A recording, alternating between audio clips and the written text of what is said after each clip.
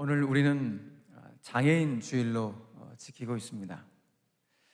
대한민국은 매년 4월 20일을 장애인의 날로 정하고 있는데, 올해는 장애인의 날을 정한 지 딱 제 40회가 되는 장애인 날을 보냈습니다. 40이라는 상징적인 숫자 때문인지 몰라도 아마도 많은 장애인 단체에서 여러 가지 행사들을 아마 준비하셨을 텐데, 이 코로나 여파로 인해서 그 행사들이 많이 취소가 되어 좀 아쉬운 장애인의 날을 보내지 않았을까, 그런 생각이 됩니다. 그럼에도 불구하고 그 장애인 행사는 취소되었지만 우리 사회의 장애인에 대한 인식은 이전보다 더욱 따뜻해졌으면 참 좋겠다, 이런 생각을, 이런 바람을 가지면서 오늘 이 아침에 여러분들과 함께 장애인주일 말씀을 함께 나누기를 원합니다. 10년 전이었습니다. 2011년도 WHO 세계보건기구에서 세계 장애 보고서를 밝힌 적이 있었습니다. 그 세계 장애 보고서에서 밝힌 내용을 보니까 전 세계 인구의 15%, 약 10억 명이 여러 가지 다양한 장애를 지니고 살아가는 것으로 밝혀지게 되었습니다. 10억 명, 이 지구상에 10억 명의 분들이 장애의 고통 가운데 살아가고 있다. 참 충격적인 수치가 아닐 수 없습니다.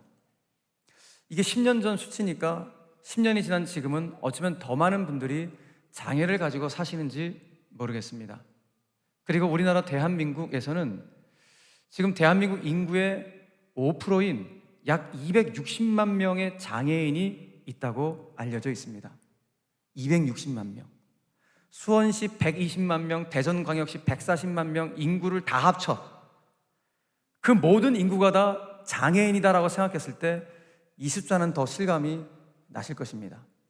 특별히 매년 교통사고나 산업재해를 통해서 장애인의 숫자가 7만 명씩 증가하고 있다는 이런 조사 결과를 볼 때 참 이 장애에 대한 문제가 이게 남의 일이 아니구나 라는 것을 알게 되죠.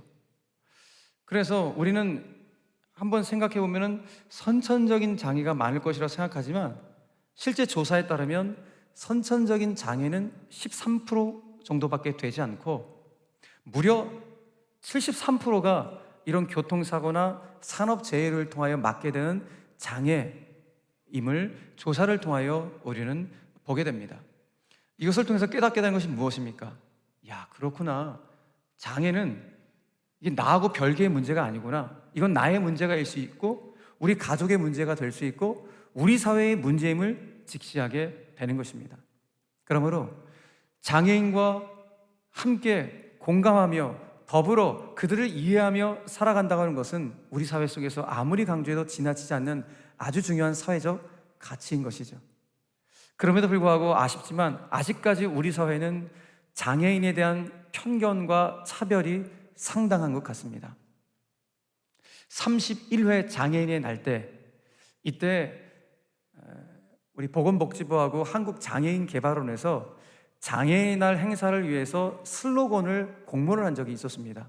여러 슬로건들이 왔는데 그때 당선되었던 그 슬로건 당선의 문구들이 이런 것들이 있었는데 한번 유심히 한번 보십시오. 편견은 차별을 낳습니다. 배려는 평등을 낳습니다. 편견이 곧 장애입니다. 장애는 차이입니다. 편견은 차별입니다. 장애는 보통 명사입니다. 장애인도 보통 사람입니다. 편견에서 이해로, 차별에서 평등으로, 편견을 싹둑싹둑, 희망이 꿈틀꿈틀. 자, 이와 같은 문구들이 30일의 장애인의 날에 슬로건으로 당선된 작품들입니다. 자, 여러분들은 이 당선된 문구들을 보시면서 무엇을 느끼십니까? 다른 게 아니구나. 장애인들이 우리 사회로 들어오는 데 있어서 가장 큰 장벽이 편견이구나 라는 사실을 이 당선작을 통하여 우리는 발견하게 되는 것입니다. 편견이라는 단어가 너무 많죠. 그러니까 장애인들은 당신들을 편견 없는 시선으로 우리를 봐주십시오 라는 간절한 바람을 가지고 있다는 것입니다. 자, 그렇다면 오늘 예배를 드리는 여러분들은 장애인에 대해서 어떤 시선을 가지고 계십니까? 아니요, 오늘 우리가 살펴봐야 될 예수님께서는 장애인에 대한 어떤 시선과 어떤 태도를 가지고 계셨을까? 오늘 우리가 읽은 본문 말씀을 통해서 장애인을 향한 예수님의 시선과 그 예수님의 태도를 저와 여러분들의 것으로 삼을 수 있는 오늘 귀한 이 예배의 시간이 되기를 간절히 바랍니다. 자, 오늘 본문 말씀을 보니까 예수님께서 길을 가시다가 한 시각장애인 형제를 만나게 되었습니다. 오늘 본문을 읽으셔서 아시죠? 이 시각장애인 형제의 형편이 어떻습니까? 태어날 때부터 시각장애인이었습니다. 그리고 8절 말씀 보니까 이 형제가 어떻게 살아가요? 구걸을 하면서 거린으로 살아가는 비참한 상태가 이 형제의 형편이었습니다. 그러니까 태어날 때부터 시각장애인이었으니 이 형제는 빛을 본 적이 없습니다. 어머니의 태중에 있었을 때 그때 보았던 어둠이 이 형제의 세계관입니다. 어둠에 익숙한 이 형제.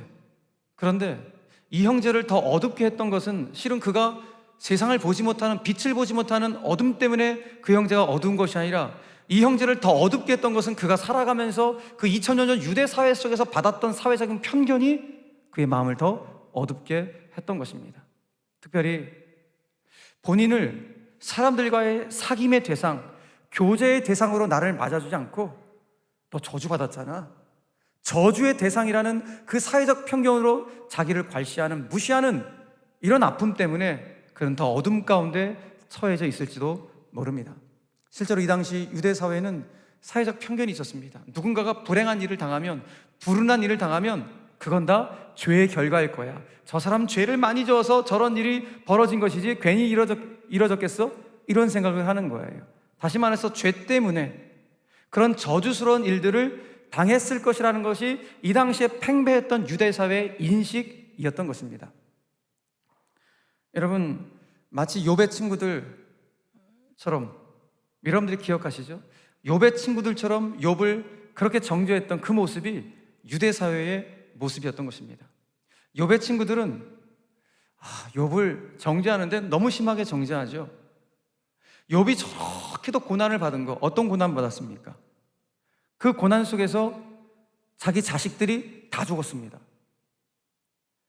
재산을 다 잃었습니다. 본인의 건강을 잃었습니다. 그리고 아내도 떠나갑니다. 이런 고난 속에서 욥의 친구들은 욥이 얼마나 큰 죄를 졌으면 이런 어마어마한 재난이 한꺼번에 달려들 수가 있냐, 생각해봐라. 이거 한 사람이 당할 재난인가?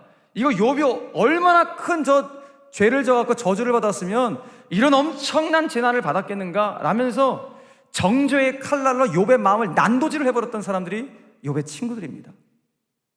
그러니까 욥의 마음을 막 후벼판 거예요. 여러분, 가장 쉬운 게 뭔지 아세요? 사람을 대할 때 마치 수학 공식처럼 그 사람에 대해서 내 마음대로 속 시원하게 그냥 내 마음대로 편견을 갖고 판단해버리는 거. 1 더하기 1은 2야 라는 식으로 그 사람의 형편을 제대로 모르면서 그 사람을 손쉽게 판단하고 편견하는 것, 이것이 그 상대방의 마음을 정말 힘들게 하죠. 욥의 마음도 그렇게 힘들었던 거예요. 마치 오늘 이 시각장애인 형제도 그런 괴로움과 그런 아픔을 당하고 있었던 거예요. 심지어 오늘 이 시각장애인 형제는 어떤 아픔이 있는지 아세요? 오늘 요한복음 9장 쭉 뒤편에 22절 말씀 보면은 이 시각장애인 형제 부모마저도 자기 자식을 외면해요. 왜 외면하는가? 나중에 이 시각장애인 형제가 예수님한테 치유를 받아요. 누구한테요? 예수님한테 치유를 받거든요. 그런데 이 당시에 예수님하고 적대관계에 있었던 유대 종교 지도자들이 이 시각장애인 형제 부모한테 찾아가서 네 아들 누구한테 치유받았어? 예수한테 치유받았다는 사실을 알게 되면 그 유대 종교 지도자로부터 부모가 공격을 받을까봐 오히려 부모가 자기 자식을 외면하는 이 어처구니없는 일을 이 시각장애인 형제가 받고 있었던 것입니다. 여러분 보십시오. 지금 이 형제가 살아가면서 부모한테까지 외면당하는 이 모습 속에서 그가 짓눌렸던 삶의 무게가 얼마나 고단하고 고달팠을지 어느 정도 우리는 짐작이 되어집니다. 숨은 쉬며 살아가고 있지만 인격체로 인정받지 못하고 있는, 그야말로 죽은 거나 진비 없는 그런 상황으로 살아가고 있는 이 형제의 아픔. 그런데 어느 날 예수님께서 제자들과 함께 길을 가시다가 이 형제를 의도적으로 보신 거예요. 예수님 이 형제를 의도적으로 보십니다. 1절 말씀, 예수께서 길을 가실 때에 날 때부터 맹인된 사람을 보신지라. 이 보신지라는 단어가 의도적으로 주님이 보신 거예요. 왜 예수님께서 이 시각장애 형제를 의도적으로 보셨을까요? 다른 것이 아니라 이 형제의 삶의 무게를 주님이 아셨기 때문이에요. 그러니까 불쌍히 여기신 것이죠. 무엇보다도 이 형제를 보니까 나하고 너무 동병상련이야. 같은 마음이에요. 이 형제가 유대사에서 살아갈 때 온갖 무시와 갈시와 천대를 받으며 살아가고 있는데, 예수님도 본인 자신을 돌아보니 지금 십자가를 향하여 걸어가는 모든 길이 그 유대 종교 지도자로부터 받는 무시와 천대, 관시가 이 형제와 내가 다를 게 전혀 없는 거예요. 그런 동병상련의 정을 가지고 의도적으로 이 형제를 보시고 다가가십니다. 그런데 바로 이때였습니다. 이때 예수님의 제자라는 친구들이, 예수님의 제자들이 이 시각장애 형제 앞에서 예수님께 이런 철딱선이 없는 질문을 하는 것을 보게 됩니다. 2절 말씀입니다. 제자들이 물어 이르되 랍비여, 이 사람이 맹인으로 태어난 것이 누구의 죄로 인함이니까? 자기니까 그의 부모이니까? 라고 질문합니다. 그러니까 제자들도 이런 질문을 했던 것은 이 당시 유대 사회의 인식이 다 이랬으니까, 뭐 장애를 입거나 고통을 당하면 저거 다 죄 때문이고 저 저주받아서 그렇다는 이런 사회적인 인식이 있다 보니까 유대인들인 예수님 제자들 입장에도 그런 인식으로 그냥 툭툭 그냥 내뱉은 거예요. 그런데 아무리 그런 사회적인 인식이 있다라도 당사자를 앞에 놓고 그와 같은 질문을 한다는 것은 이 당시에 예수님의 제자의 영적인 수준이 정말 미성숙한 상태였음을 보게 되는 것입니다. 그러니 여러분 생각해 보십시오. 지금 이 질문을 듣고 있는 이 시각장애 형제, 아픔 보이지 않기 때문에 이 시각장애 형들은 그 청각이 몇 배나 더 발달하는 분들이 시각장애인들이에요. 그러니 자기 앞에서 이런 소리를 하고 있는 제자들의 그 질문을 받았을 때 이 시각장애 형제의 마음이 어땠습니까? 좀 피멍이 드는 것이죠. 가슴이 찢어지는 것이죠. 그러니 오늘 예수님께 질문한 제자들의 이 질문은 가히 폭력 수준에 지나지 않는 폭력적인 언어요, 폭력적인 질문이요, 사람을 죽이는 질문이었던 것입니다. 어디 장애인뿐이겠습니까? 우리도 살아가면서 우리 비장애인한테도 사람들과 관계할 때 어떤 의도를 가지고 저 사람 넘어뜨리기 위해서, 저 사람 죽이기 위해서 폭력적인 질문을 돌려서 하는 사람들, 우리는 왕왕 보게 됩니다. 못된 거죠. 정말 심보가 못된 사람들 있습니다. 제자들의 오늘 이 모습이요, 심보가 너무 못된 거예요. 당사자를 앞에 놓고 이와 같은 질문을 한다는 것은 이거 웬만해서는 하지 못하는 일인데, 이렇게 당사자를 앞에 놓고 못된 질문을 하고 있는 제자들의 모습입니다. 여러분, 그러니까 뭘 보십니까? 그러니까 정말 안타까운 것은 예수님 제자들 아니에요? 우리도 예수님 제자죠. 신자라고요. 근데 신자조차도 장애에 대해서 이런 그릇된 편견을 떨쳐버리지 못하고 있었다는 것입니다. 여러분, 예수님 제자들이 뭐 하는 사람들이에요? 예수님과 늘 동행하는 사람들 아니에요? 예수님이 걸어가는 모든 장소에서, 상황에서 장애인이건 비장이건 예수님께서 사람들을 만날 때 어떻게 목양하고 어떻게 그 사람들을 대하는지를 제자들은 늘 보아하면서 지금 다니고 있는 거예요. 예수님은 한 번도 차별한 적이 없어요.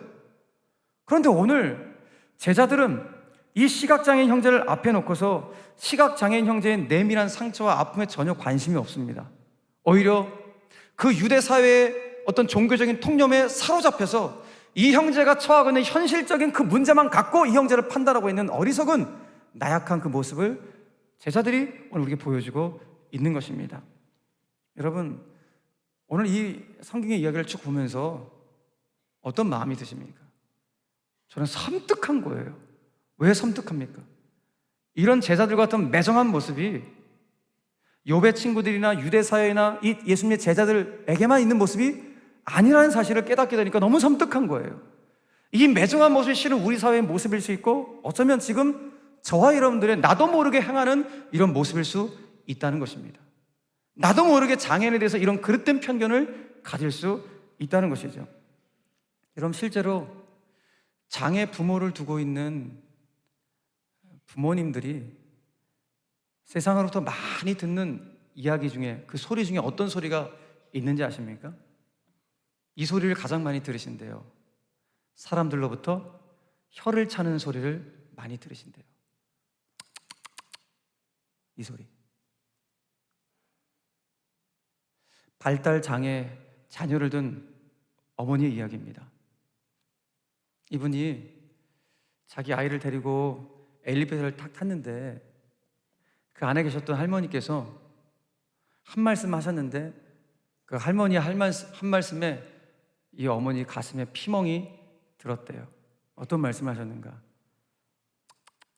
무슨 죄가 많기에? 이 모습이에요. 무슨 죄가 많기에?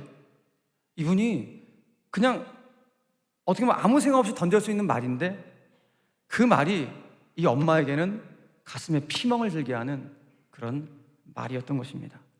여러분, 어쩌면 오늘 예수님은 지금 우리도 모르는 사이에 장애인에 대해서 그릇된 편견을 갖고 있는 우리를 보시면서 오늘 이 문제에 대해서 아주 단칼에 정리를 해주셔야겠다라고 생각을 하신 것 같습니다. 그래서 오늘 장애인에 대한 그릇된 편견을 갖고 있는 제자들의 생각을 단칼에 정리해 주시고 오늘 우리들도 마찬가지로 장애인에 대해서 그릇된 편견을 갖고 있는 우리들에게 오늘 한 말씀을 통하여 이 부분을 단칼에 정리해 주십니다. 어떤 말씀을 통하여? 자, 3절 말씀입니다. 자, 같이 한번 읽겠는데 여러분, 오늘 이 말씀은 정말 깊이 묵상해야 될 말씀이니까 지금부터 말씀을 정말 잘 들으셔야 됩니다. 자, 3절 말씀 같이 읽겠습니다. 시작. 예수께서 대답하시되 이 사람이나 그 부모의 죄로 인한 것이 아니라 그에게서 하나님이 하시는 일을 나타내고자 하심이라. 아멘. 자, 오늘 예수님께서 이 말씀을 하신 거예요. 보세요. 자, 일단 예수님은 선명하게 그냥 선포하셨어요. 무슨 소리냐? 지금 이 시각장애 형제의 죄도 아니고 이 시각장애 형제가 어머니 뱃속에서 죄 지은 것도 아니고 그 부모가 죄를 지은 것도 아니다 라고 선명하게 일단 선을 그어 놓으셨어요. 근데 예수님께서 오늘 이 말씀을 하신 데에도 이유가 있는 거예요. 어떤 이유인가? 이 당시 2000년 전 유대인들의 유대 사회 속에서 인식 때문에 그런 거예요. 어떤 인식이 있었는가? 아주 독특한 인식이 유대인들 가운데 있었는데 여인이 임신을 해서 아이를 낳습니다. 아이를 낳았는데 오늘 이 시각장애 형제처럼 장애를 갖고 태어나거나 고통을 입고 태어나는 아이들이 있어요. 그럼 이 당시 유대인들은 그렇게 아이들이 태어나면 저건 일단 부모의 책임, 그리고 동시에 태어난 이 아이도 일정 부분 책임이 있어 라고 인식을 한 거예요, 유대인들은. 그럼 왜 유대인들이 이런 인식을 갖게 되었는가? 이 당시에 유대인 랍비들이 성경을 그렇게 해석해 줬기 때문이에요. 대표적으로 창세기 22장에 보면 쌍둥이가 나와요. 에서와 야곱이 나오는데 에서와 야곱이 어머니 태중에서 싸움박질을 하는 거예요. 그러니까 유대인 랍비들은 야, 태중에서도 아이들이 싸움을 하는 거 보니까 태중에 있는 아이들도 죄를 지을 수 있구나 라고 해석을 하니까 그걸 받아들였던 유대인들이 그렇지, 이렇게 아이들이 태어나면 일단 부모의 책임, 그리고 이 아이들도 책임이 있는 거야 라는 인식을 갖게 된 거예요. 근데 오늘 예수님 뭐예요? 무슨 소리냐? 그 아이는 죄가 없고 그 부모도 죄가 없어. 주님이 선포하시는 거예요. 그리고 난 다음에 주님은 도리어 이렇게 말씀하십니다. 그에게서 하나님이 하시는 일을 나타내고자 하심이라 말씀하신다는 거예요. 자, 지금부터 여러분 정말 말씀을 잘 들으셔야 돼요. 오늘 이 말씀, 그에게서, 이 시각장애인 형제에게서 하나님이 하시는 일을 나타내고자 하심이라 주님이 이렇게 말씀하셨는데, 여러분 이 말씀을 우리가 깊이 묵상하지 않으면 이 말씀을 통해서 저와 여러분들이 하나님에 대해서 오해를 하게 되고, 이 말씀을 깊이 묵상하지 않으면 자칫 장애를 갖고 있는 분이나 그 장애를 둔 가족들 가운데 심한 상처를 줄 수 있기 때문에 오늘 이 말씀을 정말 여러분 잘 들으셔야 돼요. 자, 이 말씀, 그에게서 하나님이 하시는 일을 나타내고자 하심이라. 여러분 이거 장애인 본인과 장애인 가족이 이거 들으시면 어떤 마음이 드실까요?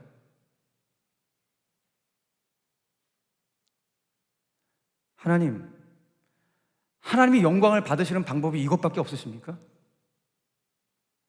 하나님이 영광을 받으실 방법이 더 많으실 텐데 저 원치 않는 장애를 주셔서 왜 하나님이 영광을 받으시려고 합니까? 오늘 주님 말씀하시네요. 그 장애를 통하여 하나님의 일을 나타내고 하신다는데, 그래서 나를 더 크게 쓰시려고 하신다는데, 하나님, 저 더 크게 쓰임받고 싶은 마음 없어요. 그냥 이 장애나 가져가 주세요. 이런 마음이 장애인의 마음이고 장애를 둔 그 가족의 마음일 거예요. 맞죠? 여러분, 오늘 여러분들이 하나님을 오해하시면 안 돼요. 하나님은 오늘 이 본문에 나오는 시각장애인 형제, 이 형제를 장애인으로 태어나게 하시고 일평생 구걸하며 거리로 비참하게 살게 하는 거, 무엇을 위해서? 당신이 영광을 받으시기 위해서 이 형제를 이렇게 살게 하신다? 이런 하나님 우리가 믿습니까? 여러분, 우리 이런 하나님 믿는 사람이 아니잖아요. 하나님은 그런 분이 아니라고요. 아니, 당신 영광 받기 위해서 우리를 비참하게 만들어요? 아니라고요. 저는 그런 하나님을 믿지 않습니다. 그래서 저는 이런 소위 섭리론을 가장한 이런 운명론을 결코 믿지 않습니다. 그래서 혹 이 자리에 계신 성도님들이 저에게 질문을 하신다면, 목사님, 아니 그러면 여기 본문에 나오는 시각장애인, 또 우리 주변에 많은 장애인분들이 있는데 아니 그분들의 아픔과 고통은 왜 일어난 거예요? 라고 저에게 질문하신다면 저는 솔직하게 여러분들에게 답변하겠습니다. 잘 모르겠습니다. 정말 잘 모르겠습니다. 이것이 저의 솔직한 답변이에요. 왜냐하면 자칫 제가 그분의 고통과 아픔을 해석하려다가 2차, 3차 가해를 할 수 있는 모습이 될 수 있기 때문에 그렇습니다. 여러분, 하나님의 일을 나타내시려고 하시나 봐요. 이 장애인 형제를 통하여 하나님의 영광을 드러내시려고 이 장애를 주셨나 봐요 라고 말을 한다면 이건 또 다른 폭력의 도구가 될 수가 있을지 모르겠습니다. 사랑하는 여러분, 그래서 저는 오늘 예수님께서 하신 이 말씀, 그에게서 하나님이 하시는 일을 나타내고자 하심이라 라는 이 말씀을 저는 조심스럽게 제 개인적으로 이렇게 이해를 합니다. 어떻게? 예수님이 이 시각장애인 형제를 하나님 나라의 동역자로 지금 초대하고 계시는구나. 이 시각장애인 형제를 우리와 함께 주의 일을 감당하는 신실한 동역자로 이 장애인 형제를 좀 초청하고 계시는구나 라는 것으로 저는 이해를 하고 있습니다. 그래서 그런지 예수님은 그 다음 이어지는 4절을 통하여 이와 같은 말씀을 주고 있어요. 자, 4절 말씀 보세요. 때가 아직 낮음에 나를 보내신 이의 일, 그러니까 하나님 아버지의 일을 우리가 하여야 하리라, 우리가 하여야 하리라. 밤이 오리니 그때는 아무도 일할 수 없느니라 말씀합니다. 자, 잘 보세요. 여러분, 낮은 뭡니까? 낮이죠. 우리가 활동할 수 있는 이런 시간들을 낮이라 그러고, 밤은 활동하게 제약을 받는, 제대로 활동할 수 없는 그런 시간을 의미하겠죠. 이 낮과 밤을 예수님께 적용한다면 예수님께 낮은, 이렇게 예수님께서 활동하시는 공생의 사역의 기간을 말할 것이고, 예수님께 밤은 곧 닥쳐오는 십자가의 죽음을 의미할 것입니다. 그렇다면 이 낮과 밤을 여러분들과 저에게 적용한다면 어떻게 될까요? 우리에게도 곧 인생의 밤인 죽음이 닥쳐올 날이 있을 텐데, 그 죽음의 날이, 죽음의 밤이 찾아오게 되면 우리가 나를 보내신 이의 일, 하나님의 일을 하고 싶어도 하지 못하는 날이 있는데, 지금 우리가 호흡하는 우리의 인생의 낮, 이때 하나님 우리를 부르셔서 그 일을 감당케 하신다면 우리가 감당해야 되는데, 이 시각장애인 형제 아직 호흡하고 있기에 인생의 낮입니다. 장애인 형제요, 그대도 인생의 낮을 살고 있기에 그대도 이 하나님의 일에 우리 함께 동역합시다 라는 예수님의 마음으로 오늘 우리가 장애인을 바라봐야 된다는 것입니다. 예수님은 오늘 이 형제를 하나님 나라의 동역자로 초대하고 계시는 거예요. 바로 이것이 장애인을 바라보셨던 예수님의 시선이셨던 것입니다. 그러니까 예수님의 시선은 장애인이건 비장애인건 모두가 다 우리를 하나님의 동역자로, 하나님의 형상, 하나님의 인격체로 우리를 부르고 있다는 사실을 우리에게 보여주고 있는 것입니다. 사랑하는 여러분, 그러므로 오늘 장애인 주일 예배를 맞아 오늘 이 말씀을 들으신 저와 여러분들이 반드시 소유해야 될 것이 무엇인가? 그래서 오늘 예수님께서 장애인을 향하여 바라보셨던 예수님의 시선, 그리고 그 형제를 끌어당기셨던 예수님의 그 뜨거운 가슴을 우리가 반드시 소유해야 합니다. 왜냐하면 예수님은 이 시각장애인 형제를 머리로 만나지 않으셨기 때문입니다. 가슴으로 만나셨기 때문입니다. 여러분, 장애인뿐이겠습니까? 우리 일상의 삶 속에서, 사람과의 관계 속에서 머리로 내가 그 사람과 관계한다면 그냥 그럭저럭 그런 관계로 끝나버리는 관계가 됩니다. 그러나 여러분들이 정말 가슴과 가슴으로 이어지는 그런 아름다운 관계를 이어간다면 우리의 삶은 정말 아름다운 관계가 지속될 것이며, 무엇보다도 예수님처럼 하나님 아버지의 일에 동참하는 동역자로 멋있게 쓰임받게 될 것입니다. 오늘 저는 바라기는 수원제일교회 우리 모든 성도들이 예수님께서 소유하셨던 장애인을 향한 예수님의 시선과 이 가슴을 소유할 수 있기를 간절히 바랍니다.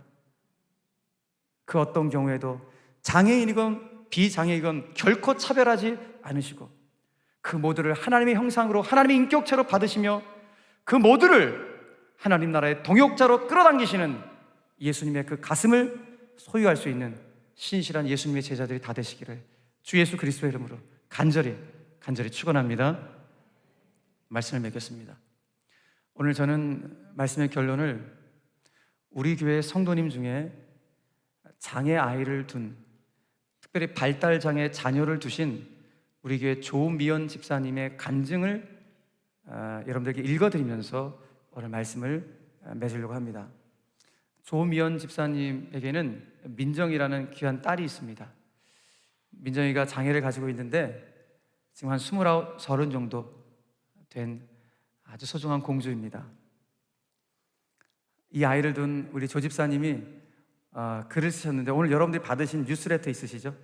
그 안에 이 글이 실려져 있는데 나중에 한번 보십시오. 제가 먼저 읽어드릴 테니까 함께 은혜를 나눴으면 좋겠습니다. 제목이 참 멋져요.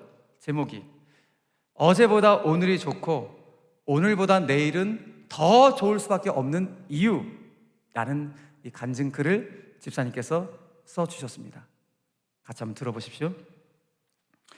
어제 낮에 같은 아파트에 사는 아는 동생이 묻더군요. 나는 매일 힘든데 언니는 뭐가 좋아서 매일 즐겁냐고요. 저는 대답했어요. 나는 어제보다 오늘이 좋고 오늘보다 내일은 더 좋을 것이라고요. 세상 사람들이 보면 얼마나 웃길까요? 자랑할 만한 것도 없고 장애를 가진 자식까지 키우면서 매일 즐겁다고 하니 말이에요. 사실 저도 하나님을 알기 전에는 세상 모든 것이 어둡고 두렵고 매일 죽음을 밥 먹듯 생각하면서 세상에 안 좋은 표현들은 다 갖다 붙일 정도로 힘들었습니다. 특별히 민정이를 낳은 30년 전 대한민국에서 장애아의 엄마로 살아간다는 것이 만만치 않았습니다. 세상 사람들은 우리를 보면 수근수근거리며 지나갔고 세상 온갖 죄를 내가 다 지은 것처럼 죄인으로 살아야만 했습니다.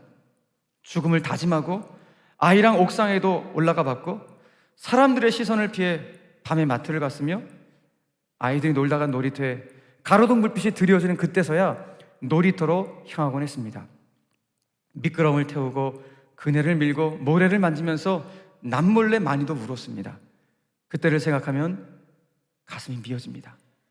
그러나 지금은 모든 삶의 중심이 주님을 향해 있기에 주님이 주신 은혜로 기쁨 충만하고 창조주이신 주님께서 우리 민정이를 주신 이유를 알기에 그럼에도 감사할 수밖에 없습니다. 그렇게 변하게 된 시점에 수원제일교회 미랄부가 있었습니다. 아이들만 돌봐주신 것만도 감사한데 기도와 사랑은 말할 것도 없고 저의 심적 고통까지 헤아려 주시면서 기도해 주시고 긍정적인 생각과 마음을 가질 수 있도록 인도해 주셨습니다. 그로 인해 장애아의 특성으로 힘들게 했던 민정이가 선생님들의 기도와 사랑으로 발전해 갔고 지금은 예배를 즐거워하고 찬양과 기도할 때 아멘도 아주 열심히 한답니다. 저는 주님을 믿으면서 알게 되었습니다. 하나님께서 민정이를 주신 것은 나를 힘들게 하려 하심이 아니라 나를 너무 사랑하고 내가 기쁨 충만한 삶을 살게 하기 위함이었음을 말입니다. 그리고 미랄부 선생님들처럼 나도 많은 사람들에게 그 선물을 나누어 줘야 한다는 것을 말입니다. 지금 전 감사하고 행복합니다. 그리고 주님께서 함께 하실 것을 알기에 내일은 더 행복할 것입니다. 세상 사람들은 이 기쁨을 몰라도 주님을 믿는 우리 영가족들은 다 아시죠? 어제 만났던 그 동생은 언니, 나도 언니처럼 되고 싶다 하고는 돌아갔답니다.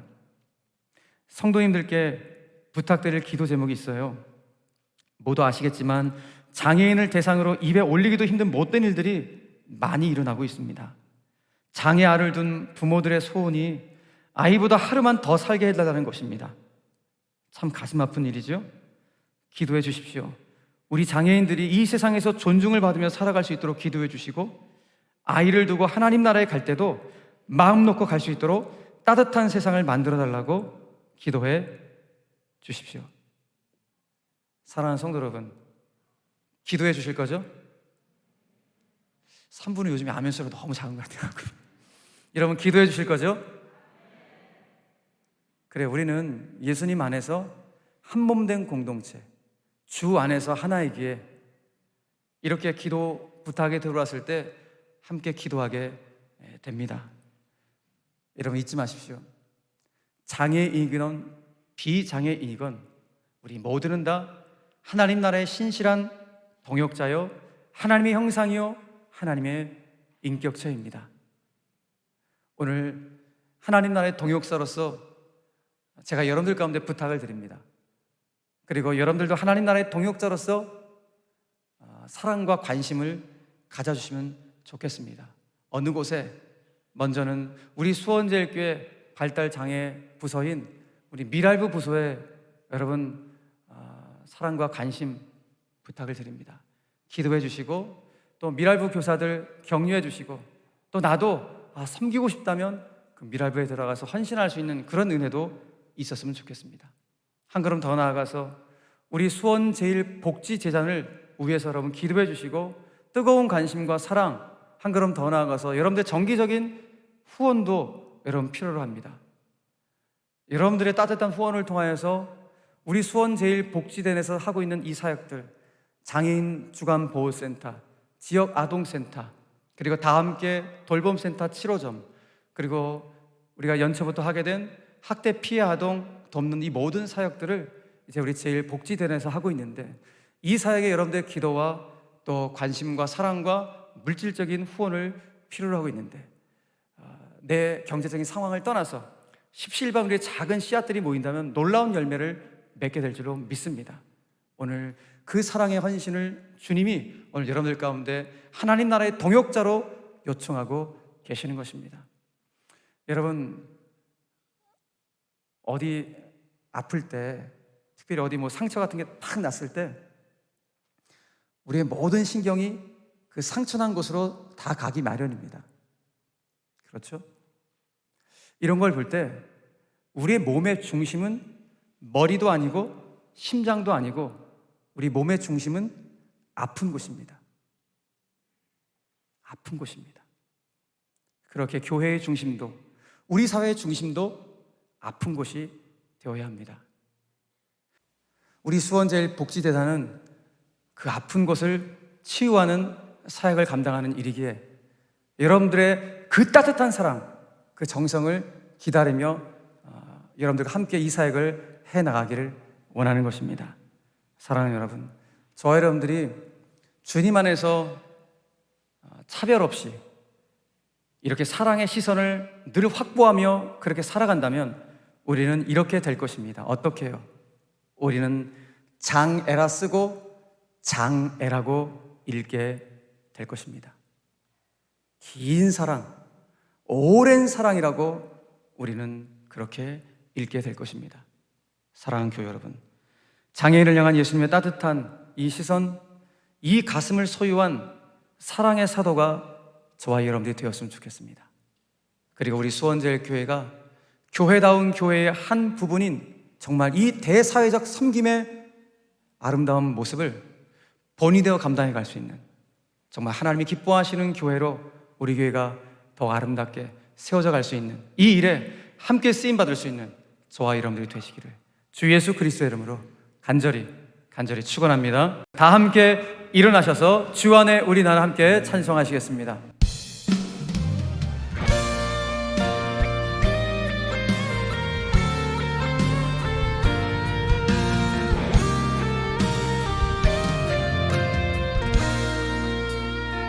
주 안에 우리 나라, 주 안에 우리 나라, 모습은 달라도 예수 한 분만 바라네.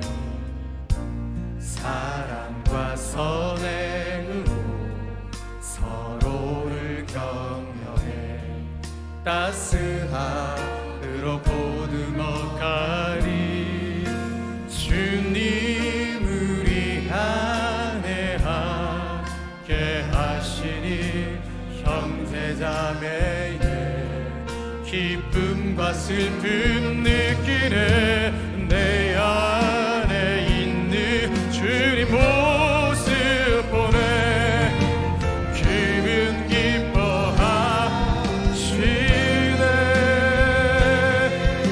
기분 기뻐하시네. 주님 우리를 통해 계획하시니 부족한 입술로 찬양하게 하시니. 주님 우리를 통해 계획하시니 너를 통해 하실 일 기대해. 다 함께 주 안에 우린 하나입니다.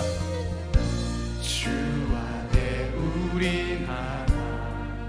모습은 달라도 예수 한 분만 바라네.